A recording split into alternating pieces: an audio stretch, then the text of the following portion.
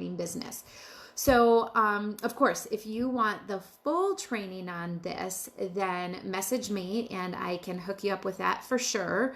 But, so what I want you to start thinking about is how you can be a content creating machine. So that your content ends up doing the prospecting for you, right? That content is there so that you're not trying to convince people, you're not trying to persuade people to either join you in business or to buy your product or service. They, over time, they think of you as the guru, if you will. So think of your content as a way to create a funnel.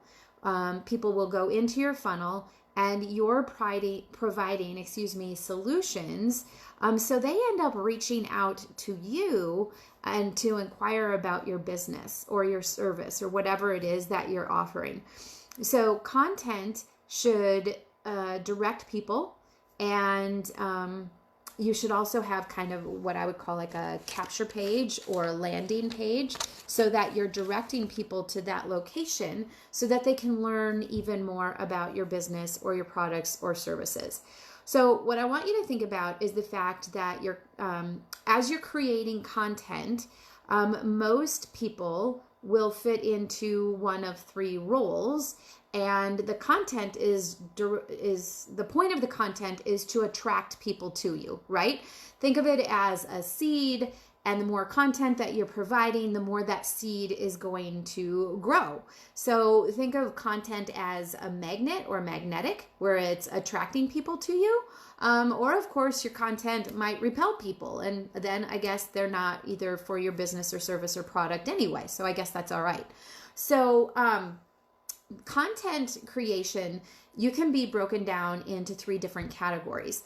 So think of that first category as someone who is the researcher. So somebody who is in that researching mode, then maybe they're just starting to do Facebook Lives. Maybe you have limited credibility, or so far maybe you have limited results in that home-based business that you're doing or that online business that you're doing. So somebody who is a researcher is going to go out and they're going to study problems that their potential prospects have, and you're going to solve those types of problems. So one way to go and be that researcher, and this is a little tip, is to think about who you think are the gurus either in your business who might be doing videos, and you can always go to YouTube and search the different topics that they're doing videos on in order for you to research and generate information for your own topics. Or think about the gurus who are in network marketing as a whole and what types of videos they're doing, and then take notes on those videos and turn around and then do those types of videos yourself. So you are providing value to others. But again, that kind of fits into that researcher modality, right? Kind of that first line of action.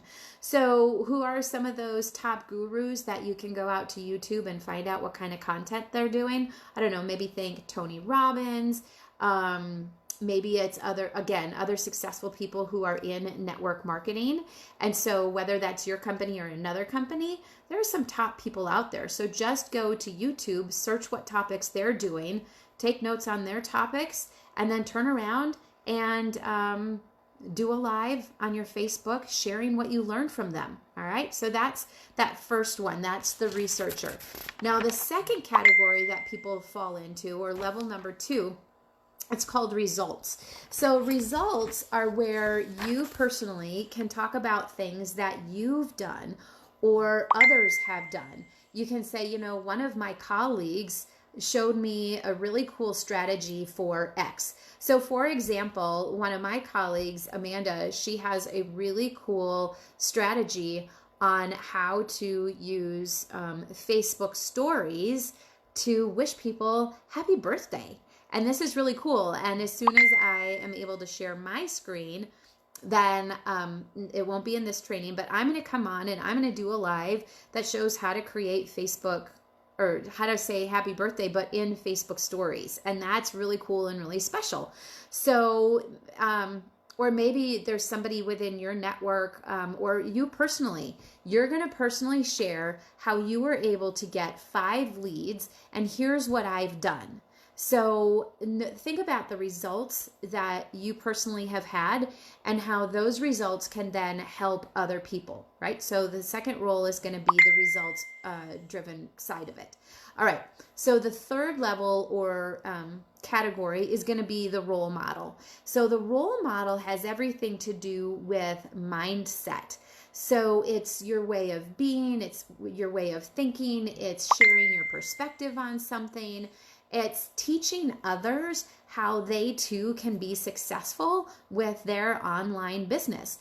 Think that people in that category, they're becoming public figures, or they represent the brand. And I don't mean the company brand, but they themselves, they are the brand. So such as Andrea Sims. And I help people to build and grow their online and social media businesses, right? So you become the brand. So it's bigger than just the product or service that you're providing. Because you know what? I also, aside from this, I do have my own online business as well, but I also want to teach people how to grow and build their online business. So that falls into that role model category. So creating content outside of, being the researcher and going and grabbing somebody else's content and then kind of resharing it. You're then level 2 is you're sharing results. Here's what I've done and here's how I've done it.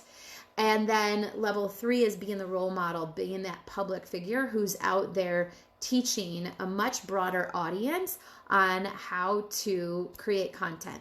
Now, if you feel like you've run out of content to share with people, and you've been sharing content for a while, go back to the content you have shared in the past and then reshare it. Do a new live on that, because with Facebook algorithms being what they are, only 3 to 7% of your total connections ever see what it is that you're doing anyway.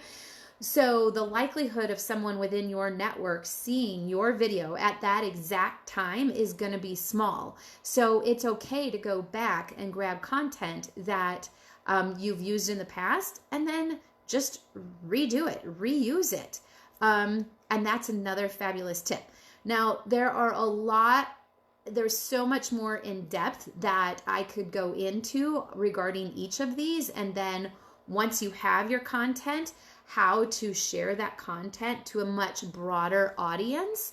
And I would love to provide you all of that additional information. So if you want even more in-depth training on creating content and growing your business through content creation, of course, and branding yourself,